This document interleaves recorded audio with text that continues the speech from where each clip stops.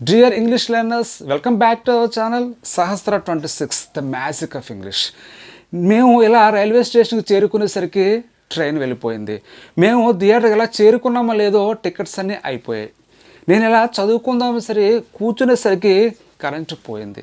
ఇలాంటి వాక్యాలన్నీ ఇంగ్లీష్లో చెప్పడానికి నో సోనర్ దాన్ అని చెప్పి ఒక వండర్ఫుల్ ఎక్స్ప్రెషన్ ఉండడం జరిగింది. అయితే ఆ ఎక్స్ప్రెషన్ ఇంగ్లీష్లో ఎలా యూజ్ చేయాలనే విషయాన్ని ఈ వీడియో లెసన్లో మీకు ఎగ్జాంపుల్ సెంటెన్స్లు సహా నేను ఎక్స్ప్లెయిన్ చేయడం జరుగుతుంది. So what are you waiting for? Let's get started. Friends, no sooner తర్వాత దాన్ అనే కంజెషన్ ఖచ్చితంగా రావాల్సి ఉంటుంది. అలాగే ఈ నో సోనర్ దాన్ అనే కాంబినేషన్ని గతంలో జరిగిపోయిన రెండు యాక్షన్స్ జాయిన్ చేయడానికి మనం సాధారణంగా యూజ్ చేస్తూ ఉంటాం.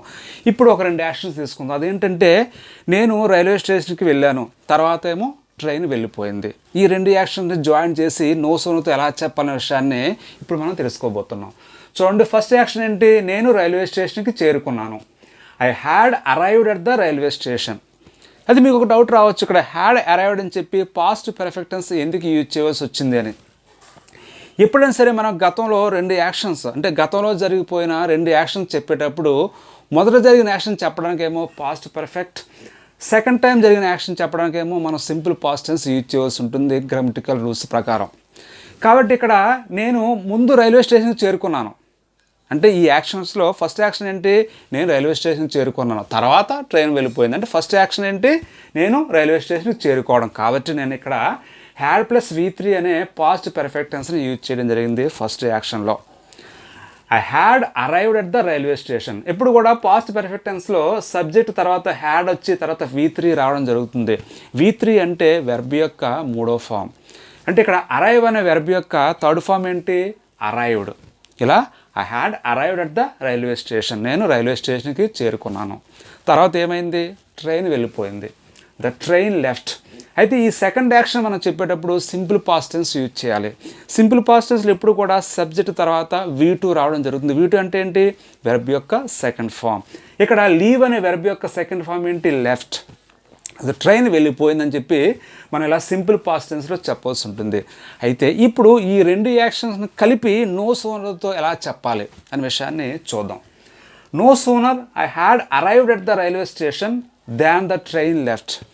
ఫస్ట్ నో సోనర్ ఉంచాం, తర్వాత I had arrived at the railway station నుంచి, తర్వాత దాన్ నుంచి, తర్వాత ఈ ద ట్రైన్ లెఫ్ట్ అని చెప్పి వాక్యాన్ని మనం ఇలా రాయడం జరిగింది. కానీ దట్ ఈస్ అబ్సల్యూట్లీ రాంగ్.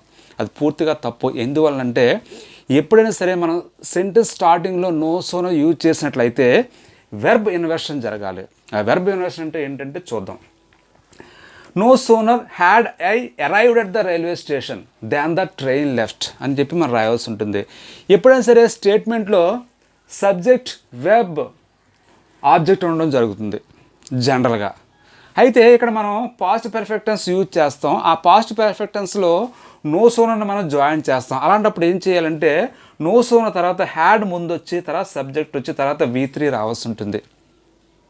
ఇలా ఆ హ్యాడ్ అరైవ్డ్ కాకుండా హ్యాడ్ ఐ అరైవ్డ్ అని చెప్పి రావాల్సి ఉంటుంది. అంటే హ్యాడ్ ముందు వచ్చి, తర్వాత సబ్జెక్ట్ వచ్చి, తర్వాత V3 రావాల్సి ఉంటుంది. That is called verb inversion.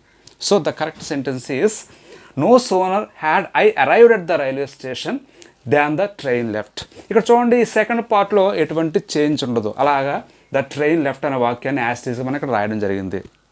అంటే దీని అర్థం ఏంటంటే, నేను ఇలా రైల్వే స్టేషన్కి చేరుకున్నానో లేదో ట్రైన్ వెళ్ళిపోయింది.